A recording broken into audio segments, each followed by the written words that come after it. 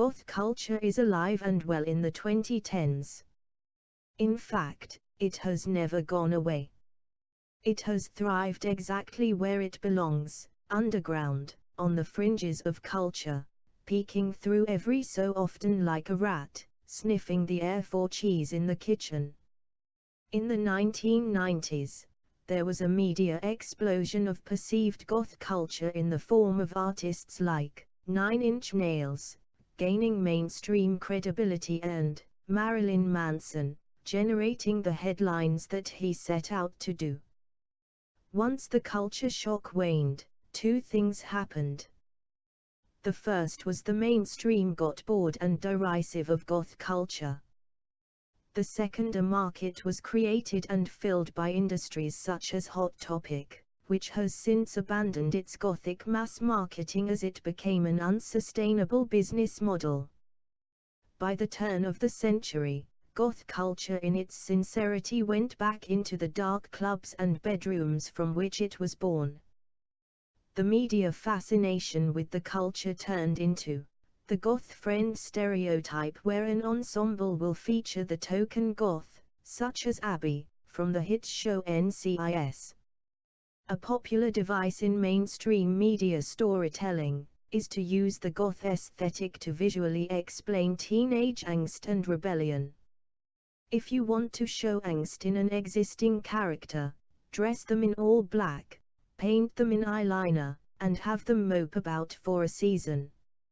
And thus, the mainstream is comfortable with where goths fit into their worldview. No longer something to fear and sneer at, they identify a person they see on the street dressed impeccable in new rock boots, black velvet trench coat, long magenta hair, and silver baubles as someone's goth friend, or the phase. In the actual goth culture, this has proven advantageous. While they miss the mark on what the culture truly is, and how its participants live, the attitude has given goths wide berth to live as they will.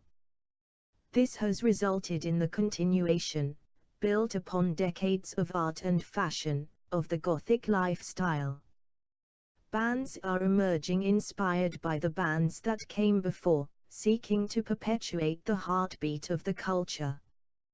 Goths who were young in the 90s have grown up, started families, established thriving careers, and are contributing to society in ways that surprise the mainstream. It is difficult to see someone as immature when they pay taxes, raise children in loving homes, and contribute to the workforce responsibly, even when covered in tattoos and dressing monochromatically. The Gothic culture is in and of itself a sustainable example of a civilized subculture. Parents are more accepting of goth teenagers in the 2010s, as they have seen that just because you wear black, listen to bands with names like Alien Sex Fiend and Velvet Acid Christ, and surround yourself with images and art classified as dark and macabre, you are not a bad person and can thrive.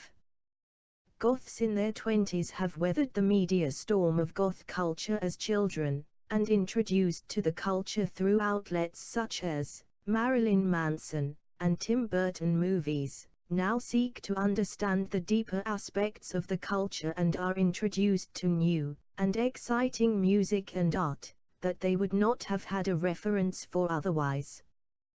Those who have been in the culture for decades are establishing themselves, as mentioned before, parents and community leaders. They own businesses and continue to make art. They use their experience to help the younger generation come to terms with feeling the most comfortable on the fringe of culture, and show them how to prosper within it. There will always be those who seek to tear down anything they do not understand. This is a fact of human nature that those in the goth community understand early on, and have adapted to the point of being unaffected by criticism of their lifestyle.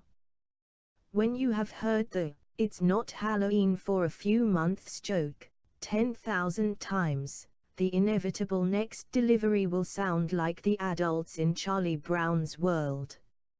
It takes courage to live how you want despite what society thinks of you, no matter who you are.